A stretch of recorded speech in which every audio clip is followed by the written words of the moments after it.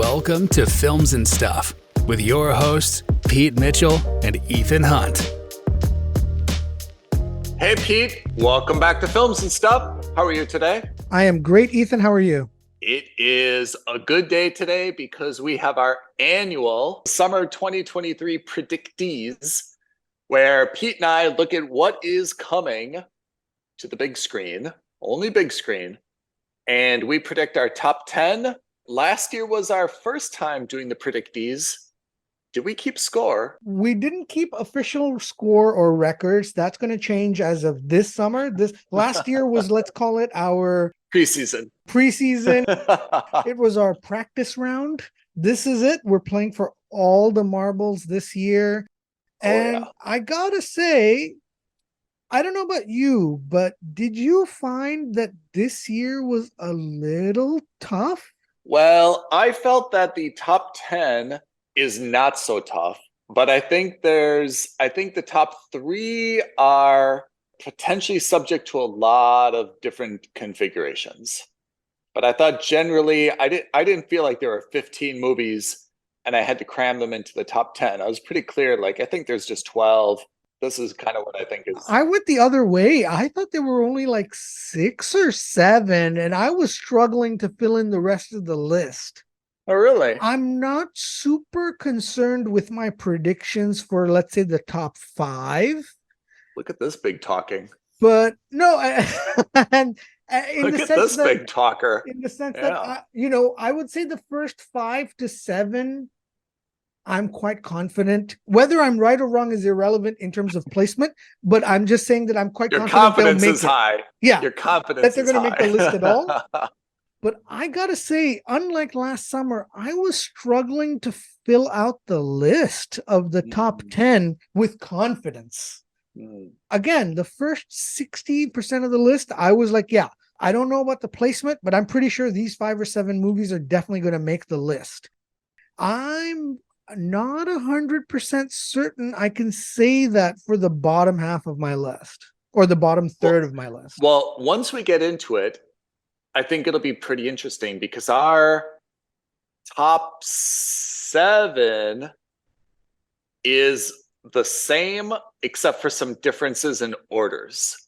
And there's like 1 or 2 small differences. That's right. And then our 8, 9, and 10 are totally different. So what's interesting is that last year our lists were, in terms of composition, mostly identical. I would say we probably had 9 movies that were the same across both our lists, just in different orders. This year, I think you've got like 3 movies on your top 10 that aren't even on my top 10. All right, Pete, kick it off. So for number 10, we've got 2 alternatives. Ethan believes that Wes Anderson's latest movie, Asteroid City, is going to come in 10th place, whereas I think it's going to be the Barbie movie. I thought Asteroid City, first of all, I watched the trailer. It is as Wes Anderson-y as you can get, right? Yep. All it was missing was one of those, those really big bicycles. That's it. Made out of tuba parts. Yeah. So exactly. Just listen to this cast. Just listen. I don't even know who you put first. Jason Schwartzman, Tom Hanks, Tilda Swinton, Ed Norton, Liv Schreiber, Scarlett Johansson, Jeffrey Wright, Bryan Cranston, Adrian Brody. I mean, Maya Hawke is in it. Steve Carell is in it. Matt Dillon is in it. William Dafoe is in it. Margaret Robbie is in it. This is the typical Wes Anderson. Lot of characters. Not really main character, but everybody's got a role where they're just wonderful, right? Yeah, absolutely. One of the reasons I put this as 10 is that, as with Wes Anderson, it's not going to be a movie that kids go to. It's obviously only adults. However, he's got such a great track record. Everybody knows all the characters in this. And in a summer of a lot of action heroes and stuff, this seems like a breath of fresh air that maybe some people will flock to. This is my thinking, flock to, just because they're kind of all tired of all the other DC, Marvel, other stuff. Yeah, you know? Yeah, I fully agree with you. I just wonder. So Wes Anderson's movies are very niche. Like he's carved a wonderful niche for himself with these like super quirky actors who are shown as being awkward, who are, and obviously highly stylized. In that regard and in that vein, this is also why I put the Barbie movie in that it is also going to be a niche movie. Now, the more I think about it, the more I'm certain that I would say of most of my movies, this one has the highest percentage of moving up the highest on this list. You're saying Barbie? Yeah, because it's a recognizable brand. Everybody and their mother knows of a Barbie doll. 2, it's potentially going to be a big hit with children or not. I don't know. I mean, I saw the trailer. I don't know if it's a children's movie or not. I can't tell. But in any case, it's also got an all-star cast. You've got Margot Robbie. You've got Ryan Gosling. You've got Simu Liu. You've got a lot of really, really highly attractive actors in this movie. So it could be a sleeper hit. It could be a miss. I don't know. That's why I left it as the number 10 movie.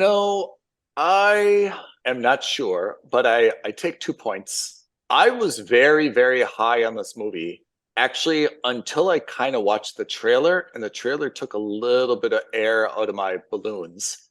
Right. I agree with everything you've said, that I think, first of all, it's cast exactly right. I think that it's an iconic brand. But I think this also has the most potential variance, which is this could be a super fun, iconic movie, and we want to see a second and a third. It could get very stale very fast. There could be nothing behind it. It could be a terrible storyline, and it doesn't appeal to adults. I mean, it doesn't appeal to dudes. And if it's too mature for kids, this may be in no man's land, and this could be a huge, huge flop. So I see it as both ways, but I think just because of the brand value and the names attached to it, I put it in my top 10, but I put it above Asteroid City. Yeah, you're taking a punt that it's going to be better than it is worse. Yeah. And I think I'm taking on a punt that it's going to be worse than it is better. Yeah. All right, so number 9, same house, different films. You've got Disney's The Little Mermaid, the live action remake, and I've got Pixar's Elemental. What's your mindset behind this? My mindset is that every summer you need one movie that's kind of child friendly, not just child friendly, but also animated. And I think Pixar right now is not running very good. Their track record has been very spotty in the last couple of releases. Yep. A, I think they're due for a hit, and B, Pixar movies, when they hit hard. So I think that this is me just taking a wild guess in the air.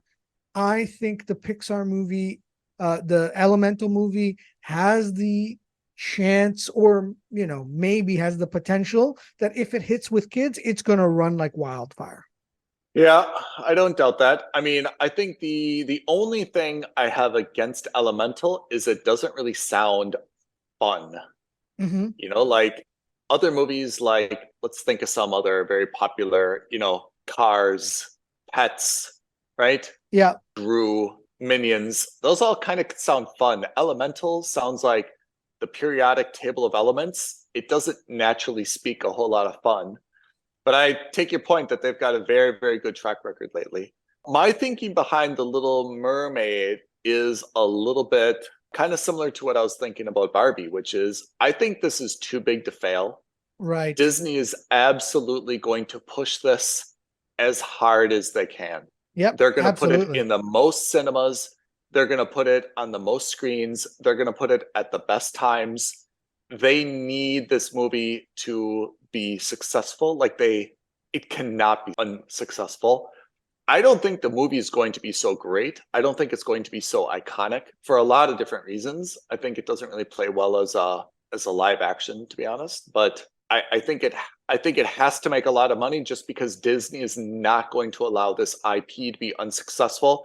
critics may be like, meh, it's pretty unremarkable, but I think it'll still make a good bit of money because the mouse is behind it. Yeah, I'm with you in the sense that I totally agree. The motivation for Disney is at an all-time high because right now, Disney too is facing a lot of political pressure, right? They've been getting into a lot of controversy in Florida. The company itself was losing a lot of money. They just fired a bunch of people. They are cleaning house, but at the same time, they are working on trying to salvage their, let's say, PR reputation, right? And I think that there's also been a lot of nonsensical controversy on the casting decisions that they made for this movie. That kind of stuff for me is irrelevant because we aren't, racist, we aren't sexist, all that kind of stuff. But I also have to admit that there is a chance that this will affect the actual results, at least in America. I can't speak for the rest of the world. The brand itself, or the IP itself, rather, popular, right? The cartoon did really well. Everyone loved the cartoon. Yeah. I am not a huge fan of Disney revamping all their animated movies to become live action. I understand that they're doing it to increase the copyrightability and extend the life of these shows. Yeah. But beyond that, I'm not so keen on it. For the same reason you're a little down on Elemental, I'm a little down on The Little Mermaid. Both of those are must wins for Disney and Pixar. Yeah. I think we're both aligned on that. I'm with you in your reasoning for The Little Mermaid. I just think that that's going to apply more for Elemental than I do think it's going to be for Little Mermaid. All right. So that is number 9. Number 8, I chose Barbie. Yep. You put Barbie at 10. I put it at 9. I explained my reasons. I think Barbie is going to do better than The Little Mermaid just because I think this appeals to a broader audience. So for example, if there's date night and the lady suggests Little Mermaid, I see the dude saying, no way. If she says, hey, what about Barbie? More amenable. Yeah. It sounds actually the opposite, like it should not be more amenable, but I think it's because the cast in Barbie, right? Exactly. I think the fact that Ryan Gosling is in it, and I think that it's so farcical. Like, I think if I told my friends, like, hey, I went to Barbie on Friday, everyone would laugh and have a good, like, oh, how was it? No way. Was it funny? Right? If I said I went to a Little Mermaid, they'd be like, oh man, you poor thing. Yeah. Or who are you babysitting? Right? Exactly. Something like that. So I think if those, I don't know if they're exactly going head to head, but I feel like if they went head to head and you had to choose one, I think both of them are a little bit mature for like young girls. Young girls would probably go to both, and adults would probably gravitate towards Barbie just because if it's date night and push comes to shove, that's probably something because of Ryan Gosling and because of Margot Robbie that would probably be a little bit more palatable because it seems to be a little bit intentionally silly, whereas everyone knows the Little Mermaid story. We know how it ends. Everyone's probably not interested in sitting through 2 hours of that, which is actually, I just made a very good point. The Little Mermaid is a remake. We kind of know the story, right? Yeah.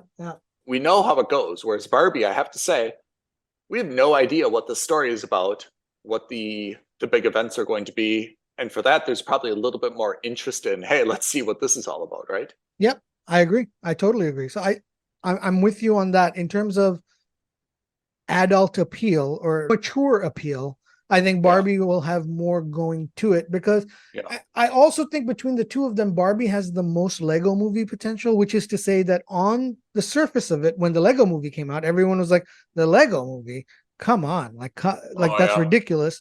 But the Lego movie was actually amazing. A lot of fun. A lot of fun. And not just, it was a children's movie, but it was also suitable for us as grown adults to go see that.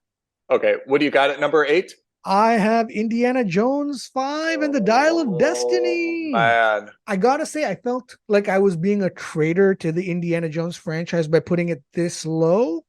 But I think in terms of the factors that are fighting against the movie, you have to realize Indiana Jones and the Kingdom of the Crystal Skull was reviled by critics and fans alike. Nobody liked that movie. to be honest, it still had some Indiana Jones moments in there.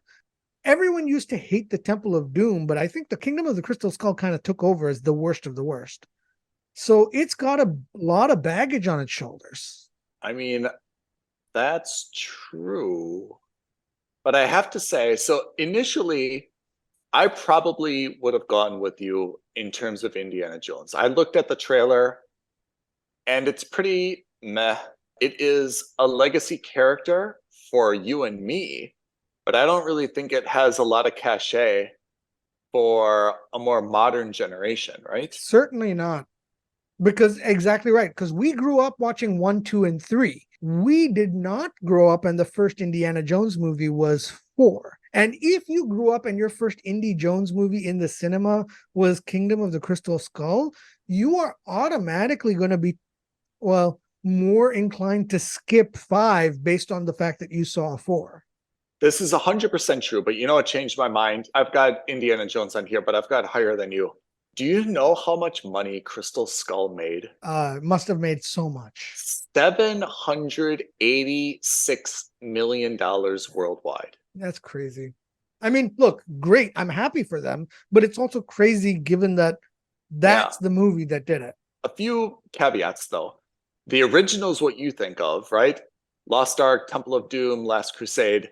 That's 81, 84, 89. Yeah. That is literally a different lifetime. Yeah. Right? I mean, I've dated someone who was born after those years. Yeah. It's crazy to think about. Likewise. And a little bit happy. But so Crystal Skull was 2008, which is still a lifetime away. So I feel like historically, no one's going to remember so much how bad that was. But I was going to put Indiana Jones pretty low because the same thing. I'm like, look, this character, Harrison Ford isn't the type of guy who does this big press tour and gets people behind him. He's pretty, even though he's in shrinking now on Apple TV Plus, he's kind of like the grumpy old bastard. Yeah. Indiana Jones doesn't really resonate anymore after a long time. And then I'm like, well, before I put it down, let me just see how much Crystal Skull made. I'm like, 786? Like, maybe this movie doesn't look good and maybe it won't be good, but this is another Jurassic Park. Oh, what's Dominion. Jurassic Park called? Dominion, where it just defies logic and somehow people just go to see it. It'll make a lot of money, even though everyone will be like, that's just a rubbish movie. Yeah. So, by the way, that's a logic that I'm using for most of the rest of my list. Yeah. You've got Indiana at 8. I've got it on my list, but I've got it higher yet. We haven't gotten to it. Number 7. Now we've got some consensus. Number 7, we had the same pick, right? Yeah. And this, by the way, has the potential to really move up the list. I don't think it's going to go down the list any further, but this is our first superhero movie on the list, and this is the lowest rated one, or ranked one rather, on our list. It's Blue Beetle. I put Blue Beetle here as well, and my notes were, the trailer looks like the Ant-Man movie that we wanted. Yeah.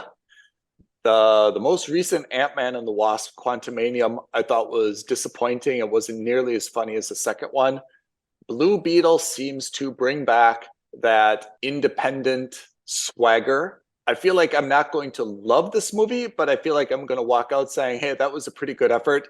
I hope the next one's probably going to be bigger and better, right? Well, if there is a next one. So let's talk about it. So Blue Beetle is DC EU's latest superhero movie. And as we know, theoretically become a part of the DCU, but only as an Elseworlds movie. And that too at the whim of James Gunn. But it's the first primarily Latin superhero. Mm-hmm.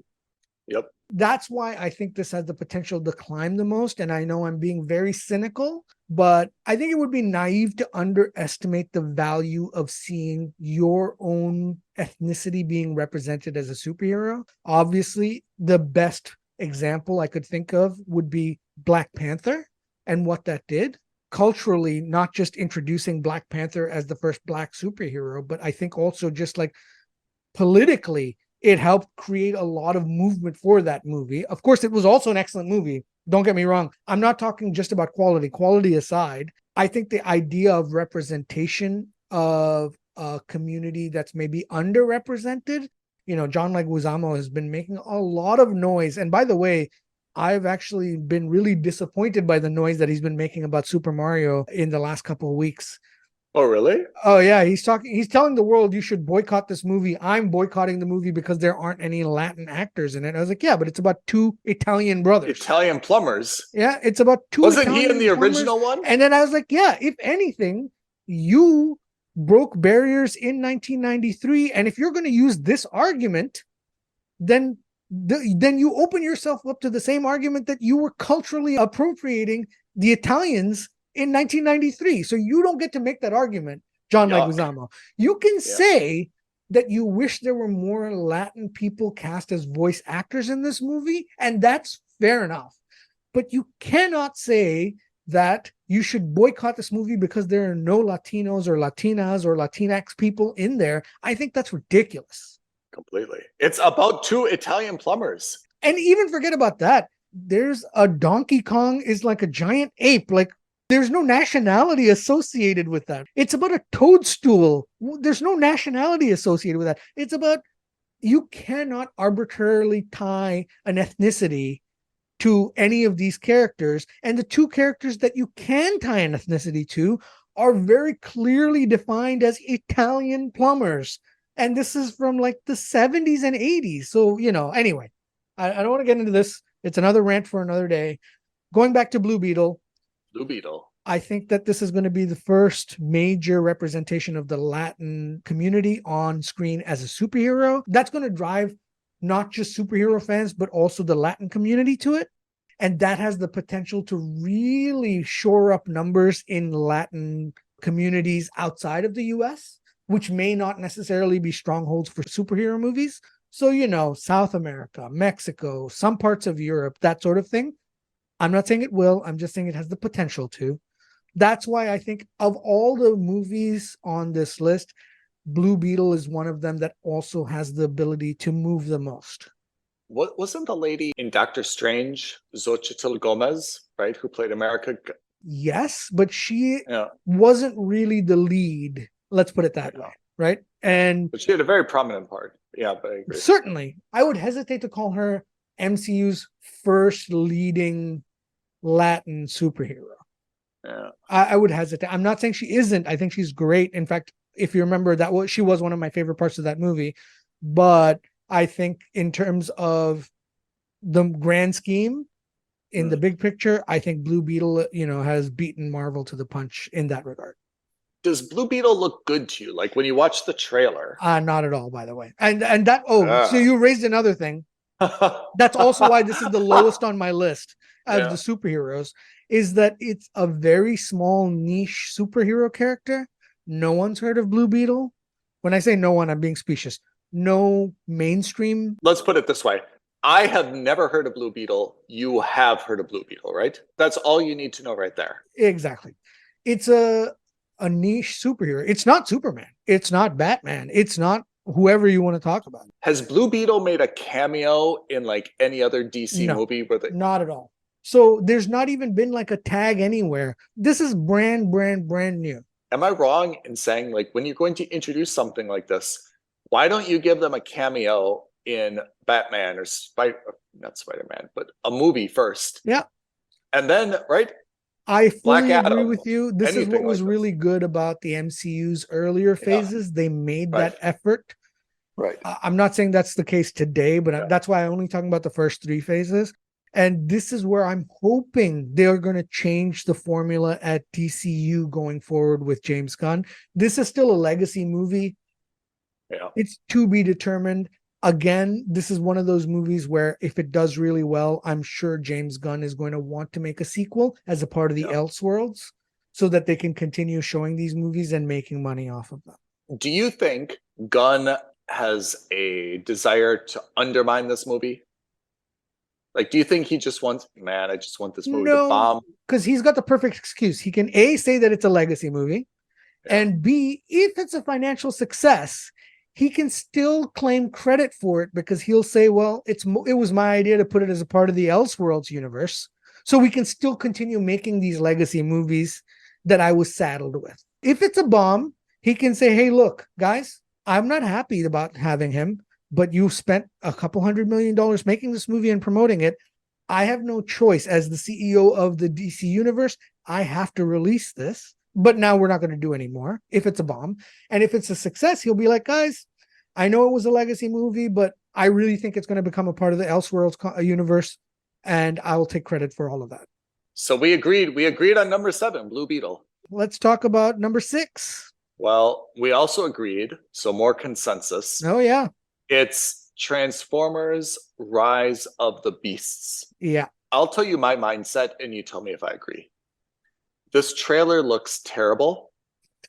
I have no idea where we are in the Transformers franchise, no idea where we came from, where we're going.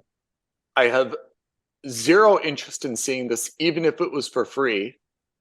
But somehow, against logic, Transformers movies make a lot of money worldwide, and therefore, grudgingly, against all my better instincts, I put this as number 6.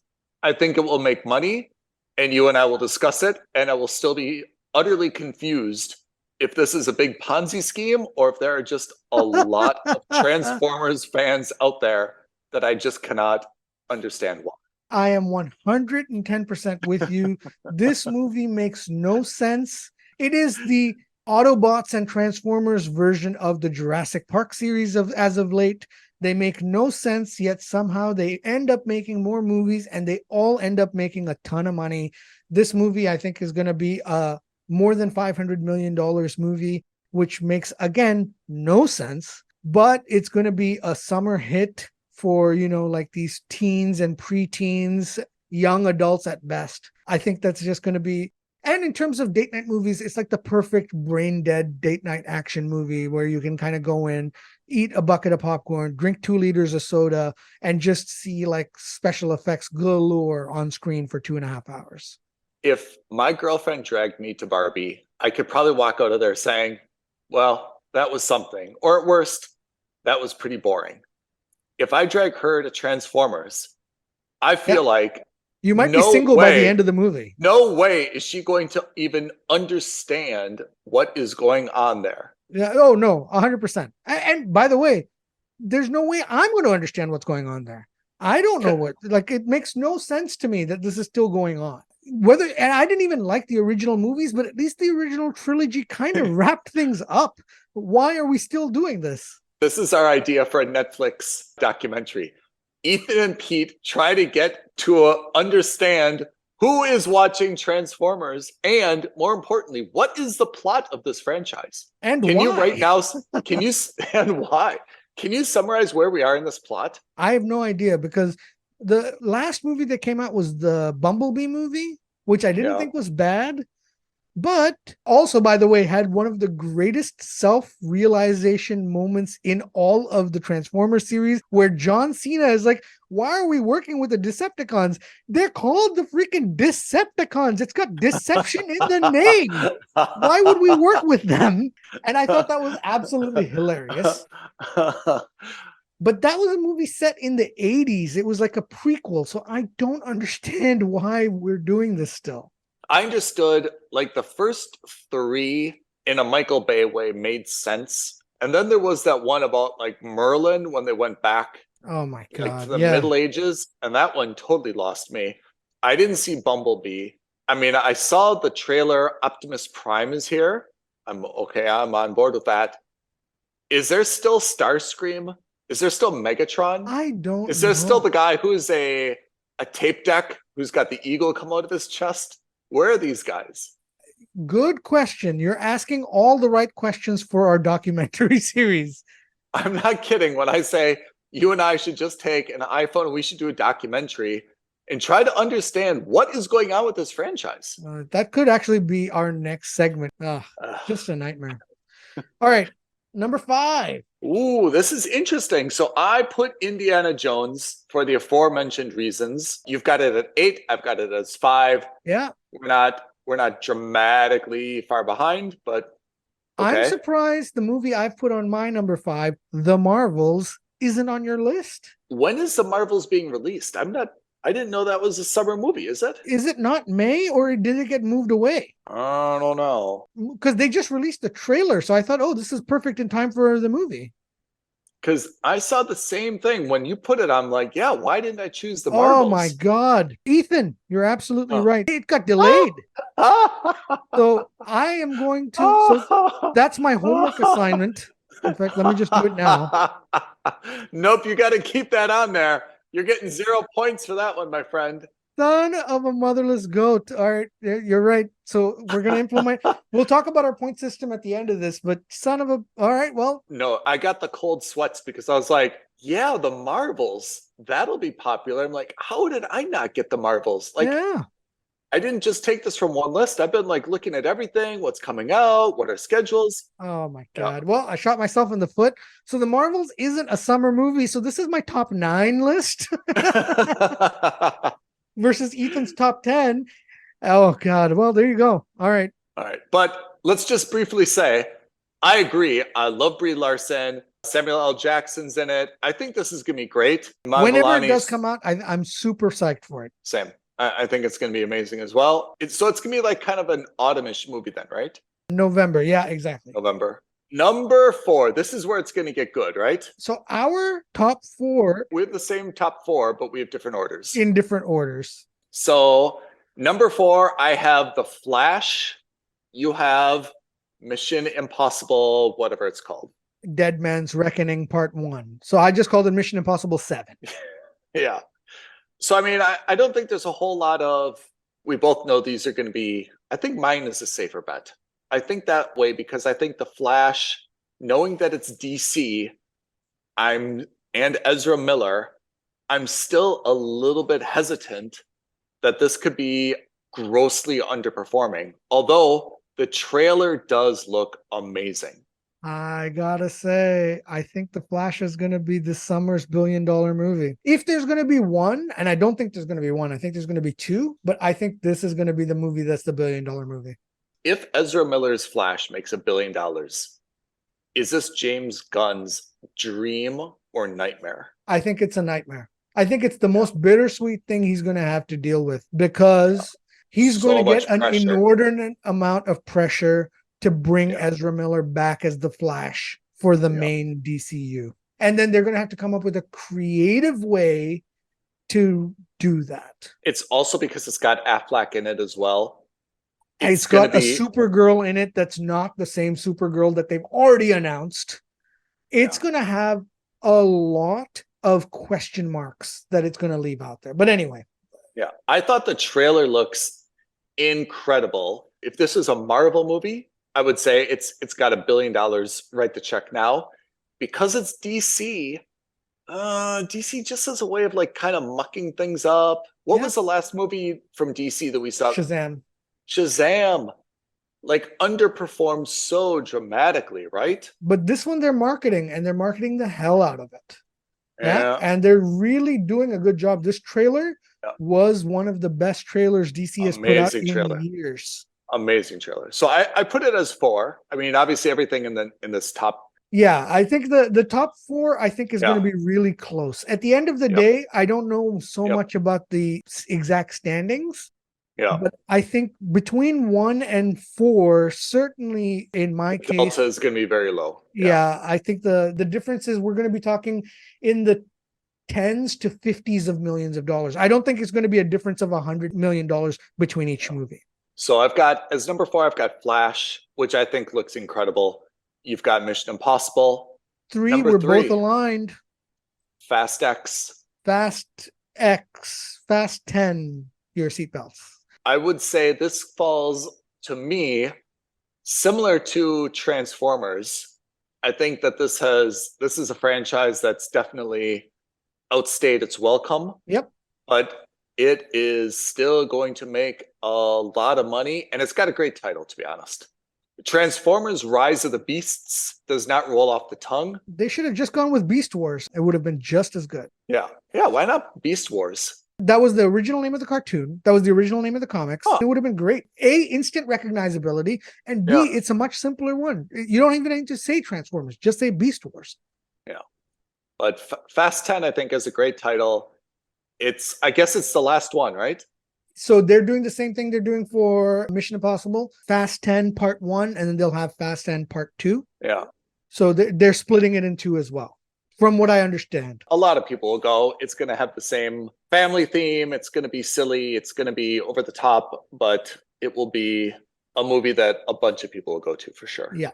Like most of the other Fast and the Furious movies, it's going to make its money primarily overseas. But notice what I've done here. You've put The Flash above this. Yeah. The Flash is not yet a franchise. And if we look at our list, The Flash for me in number 4 is the highest non-franchise movie. I mean, we can't say it's like Wes Anderson's independent Budapest Hotel, but you can say like, yes, it's DC, but Indiana Jones, Fast, all the other stuff, those are franchises. The Flash may not be as recognizable to like for me and you, we've talked about The Flash a lot. It's a big deal. My brother, for example, if he goes to the cinema, he will see Fast X, he will see The Flash. To be honest, I have no idea what he chooses. But I know that he knows what the Fast and Furious is. Yeah, but if he sees the trailer, you're telling me he doesn't remember Michael Keaton's Batman? That's what did it for me. Because I was in the same predicament as you. 100% I was with you. Yeah. But the moment you throw Michael Keaton's return as Batman in there, instantly our generation and older are paying attention. Younger, I'm with you. I don't think it means as much to my brother as it does to you and me. Oh, really? Okay. Well, maybe not as much, but in terms of recognizability, I would suggest that your brother probably recognizes Michael Keaton more than he does Vin Diesel for driving fast. I think both of those characters would be very disappointed to know my brother probably doesn't. Yeah. I agree. I'm with you. I'm just saying in a confined world of just those two. Yeah. My brother would be like, you guys fight it out. Whoever wins, just let me know. Yeah. I'll go see whatever. He'll be like, I'll see Oppenheimer. Yeah. I'm not enthused either way. Exactly. All right. So that's we agree on Fast X's number 3. Number 2. I was really worried about 2 because I thought this was going to be number 1. But I looked at the fact that you have to think outside of just the North American market. You also have to look at the global. I think it's a lock at number 2, potentially going up. But I think Guardians of the Galaxy 3 is going to be the number 2 movie this summer. I also have it as number 2. May I point out 2 factors that I think could make this trend downwards? Okay. We've had 2 Guardians and we had the Christmas special. Mm-hmm. And the Christmas special is kind of meh. It was fine. And then we saw the Guardians in Thor: Love and Thunder, which was a miserable movie. And I'm really hoping that doesn't kind of contaminate or put a little bit of smell on Star-Lord and his cohorts, because I thought that opening scene was among the weaker parts of Thor: Love and Thunder. And I don't think that made anyone say, wow, I can't wait until Volume 3 comes out. Yeah, I understand that, but I think that most people are also going to know that was just Taika Waititi extracting the Guardians away from him. I was also going to say the other variable is, to be honest, there's a lot of franchisee superhero-ness here. And there is a potential that after some time, there's going to be like a little bit of fatigue. I mean, I don't know the disposable income for a lot of parents. I don't know how easy it is to go to a lot of cinemas, but can people go to like 5 movies this summer that are all, okay, I'm going to go see Blue Beetle, and I'm going to see Flash, and I'm going to see Guardians, and I'm going to see Transformers, and I'm going to see Indiana Jones, and I'm going to see Fast X, and I'm going to see Mission Impossible. You and I will. Yes, we're psychopaths. But I feel like there's some other folks that are going to have to make some not just tough decisions based on money, but by time. Like, no girlfriend wants to be dragged to 6 superhero movies, right? She also wants to go roller skating or something else, right? So, I mean, I think you've got to pick and Roller choose. skating. That's quaint. Yeah. I mean, right? Like you've got to pick and choose. I don't think you get to see all these. Will Guardians of the Galaxy suffer in the face of Flash and Blue Beetle, for example, which are kind of new and could be cool?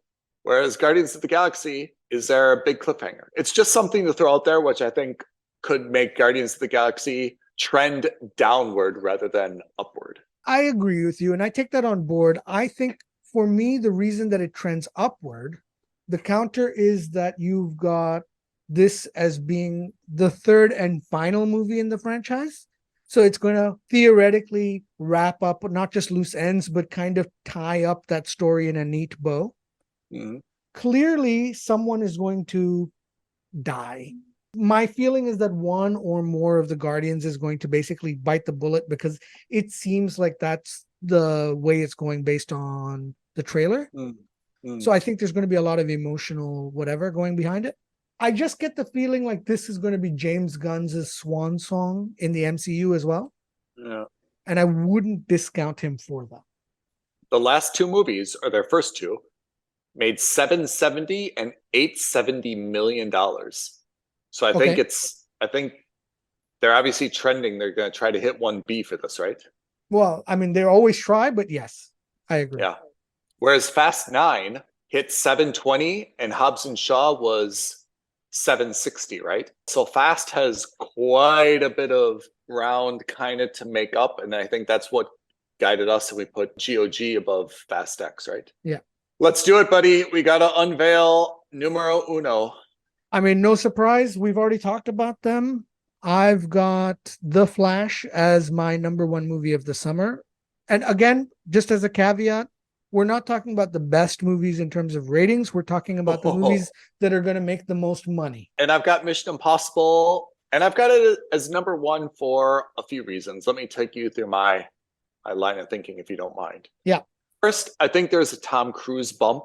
Following Maverick, Cruise is very, very hot, of course. Prior Mission Impossibles did quite well, right? I mean, 787 in Fallout, 688 in Rogue.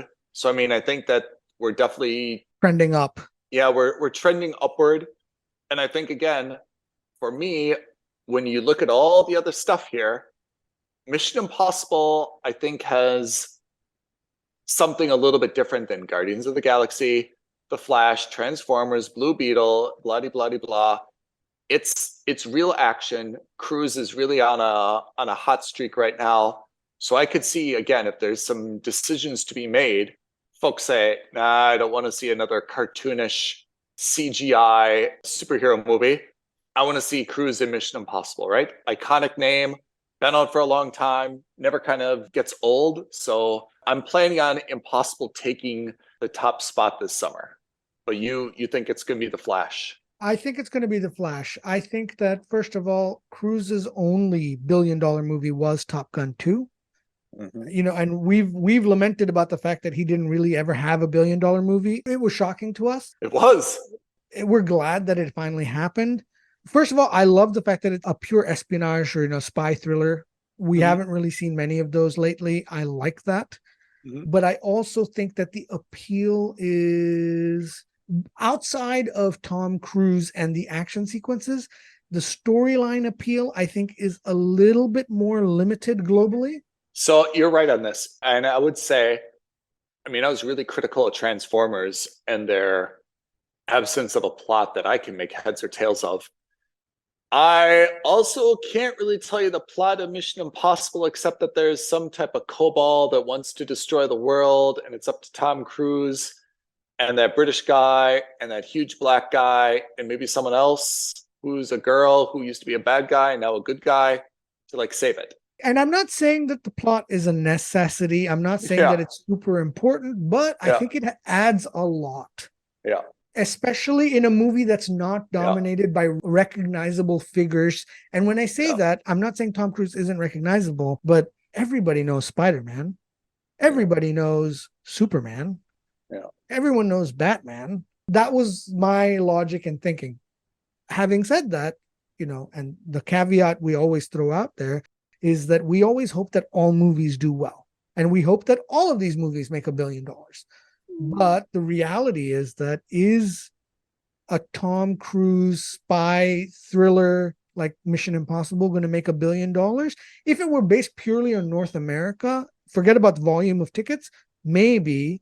But, when you start looking at the major international film markets, if you look at India, if you look at China, maybe not the most historically valuable IP. You say that, but I have to say, I mean, here I'm making a lot of inappropriate assumptions, but if I'm German and I'm going to see a movie, let's say it's dubbed in German.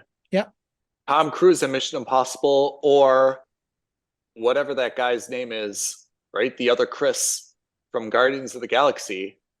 I mean, I know his name is Chris Pratt, but I'm just saying, like, as a German, I know exactly. Tom right. Cruise, and I know that one guy, Chris, who's Star-Lord. I feel like internationally, Mission Impossible makes a lot more money. That may not necessarily be true, but that's kind of what I'm banking on. The same with Fast X, right? Fast X makes a lot of money. Everyone knows Vin Diesel. They used to know The Rock. GOG, Flash, Blue Beetle, I think are movies that may be domestically very, very popular.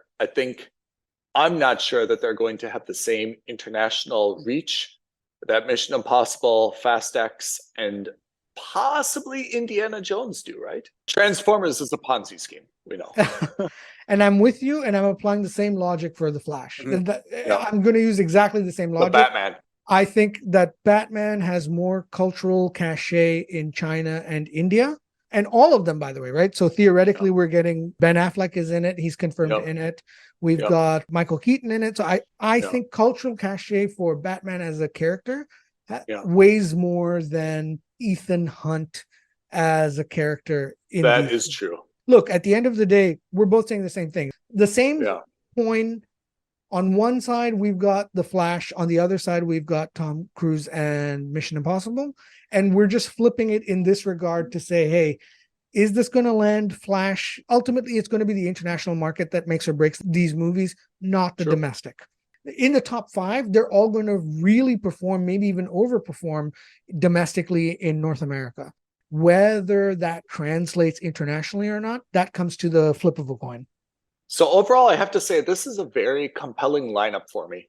Wherever these may fall, it's a summer that I think has a lot of really exciting things coming out. I mean, we just named 10. We've both got, 2 wild cards. That's 12. Summer is, if you consider summer kind of like May, June, and the first half of July, more or less every weekend, you can see something new that you should get a little bit excited about. And that's cool, And that's great. You raised it. Let's talk about it. So we've got 2 wild cards each. These are movies that we think have the potential to be in the top 10, but probably aren't going to be. Look at your list now and thinking upon it. I think you've made the strategically right call as well, because you've got Gran Turismo on there and you've got Oppenheimer. Whereas I've got Spider-Man Across the Spider-Verse and Oppenheimer. It's a biopic of Oppenheimer.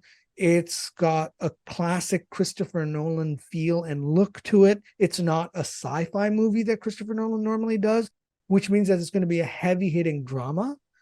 Now, I think not every summer, but there have been some summers where a really good heavy-hitting drama / biopic, when done well and when executed well, always performs incredibly well and lands on, if not the top 10, certainly on a list where people are like, no matter what, you have to see this movie. Yeah. I agree with you. I think we're both on the same page. It definitely has the potential to break into this top 10. And in fact, for me, by default, I really hope it does because I'm down to 9 movies instead of 10. So I hope it does. I do as well, but I think it's way too niche. I think it'll be an amazing. It'll come award season. It'll get a lot of. I agree. Coverage, just in terms of numbers. I don't see it. Totally agree. And I think the other one that you've got, the Gran Turismo. The reason I think yours is strategically the right call is because it's the only movie on both our lists which is based on a video game. Yep. And that means that you're not just going to get fans of cinema, but immediately you're going to get fans of PlayStation's video game series. So you've got a built-in audience who loved that video game. And Gran Turismo is still considered the de facto racing simulator on any platform released. Like, people think that it is the best of the best. I, on the other hand, went the other way to the age-old idea of relying on children. Yep. I went with Spider-Man Across the Universe, the animated movie. Now, yep. I thought the first one, Into the Spider-Verse, was quite possibly the best Spider-Man movie, period, including the live actions. You've told me more than once you loved it. It was phenomenal, and I highly recommend it to this date. I mean, it's obviously not in the cinema anymore, but it is a must subscribe to whatever platform it's on. I think it's on Disney Plus, but I can't remember. Okay. So it's excellent. I think that it's going to perform just as well, if not better. And again, I'm really banking that it does because I'm short a movie. Okay, so we've gone through our top 10. We've gone through our 2 wild cards. Last year when we did the predictees, it was just for bragging rights, and we didn't really have a system. This year, the gloves are off. It's right. A SmackDown. We're keeping score, mano a mano. How are we going to do the scoring? Super simple point system. If a movie that we have predicted is on the top 10 makes it to the top 10, you get 3 points for every movie. Okay. If it's on the list and we've predicted it in the right place, we get 5 points. So 5 additional or? No, 5 total. Okay. If we've put a movie on the list that isn't on the top 10 at all, we get 0. So for example, I've already got 0 for the Marvels. Yep. And for any of our wild cards, if they make it to the top 10, we get 1 bonus point. Okay. So I'm really hoping that Asteroid City doesn't make it on the list. I'm being very selfish here. Of course, again, we want every movie to make it on this list. But, do we? But I'm hoping that Asteroid City doesn't make it on the list and that Across the Spider-Verse does, so that I get 1 bonus point. All right. Well, this will play out over the coming months. And Guardians of the Galaxy kicks off the 5th of May. It's the first movie. Yeah. It will immediately be a #1 position. And maybe we just need to update every week whenever something new comes out and just show, like, we'll do the same thing we did last year. Is I will be keeping a track separately as to where the movies fall. And the moment the movies are out of the cinemas, that's when I will look at their final numbers. Generally speaking, summer movie starts May 1st, ends August 31st. Yep. So probably sometime at the end of September, we'll have our final tally. Oh, man, I can't wait. The predictees are back. That's the 2023 predictees. I'm already down in potential points. Damn you, Marvels. I forgot to update our internal list of when these movies were coming out. So it's on me. It's not on anybody else. So that's benevolent of you. That is the 2023 predictees. We're ready to get started out of the gate. First week of May, when Guardians of the Galaxy Volume 3 comes out. I have to say I'm reasonably excited for that. And that's when the summer season kicks off. I got to say, overall, I'm reasonably excited for the cinema, let's say the state of cinema in 2023, at least the summer cinema. Yeah. I will admit I was probably more excited last year than I was this. Oh. But I'm still excited overall. Like I said, I was struggling to fill up the top 10 list, and that's with a false start on mine. Maybe in autumn, then we should do like a top 5 until the end of the year, because we've got Dune, Marvels. All right, we'll think about that. All right, Pete. So that is our predictees for the summer of 2023. If you guys think our list is good, if you think it's bad, if you think that you have your own list that's better than ours, we're more than happy to keep track of yours as well. Drop us a comment below this video. The easiest thing would be to email us your list, aloha at Films and Stuff Podcast. If you're daring, you can tweet us the list at FNS Podcast or DM us the list at Films and Stuff Podcast on Instagram. Yeah, it's like the NCAA tournament pool. We've got our own tournament pool, but it's the Films and Stuff Predictees Summer 2023. So we've got our brackets. Let's hear yours. If you think you've got a better idea or a better grasp on what the top 10 movies are going to be, let us know. We'd love to hear it and compare notes. Time to wrap up the Predicties. Until next time, but it was a pleasure. We'll be back next week on Films and Stuff. We've got Stream or Skip, and we'll have some other stuff to review as well, I'm sure. That's right. Thanks, Ethan. Thanks, everyone. Thanks, Pete. Thanks, everyone. Have a great day ahead. Thank you for listening to another episode of Films and Stuff. If you haven't already, please subscribe and review on Apple Podcasts, Spotify, or wherever podcasts are downloaded. Films and Stuff. There is no substitute.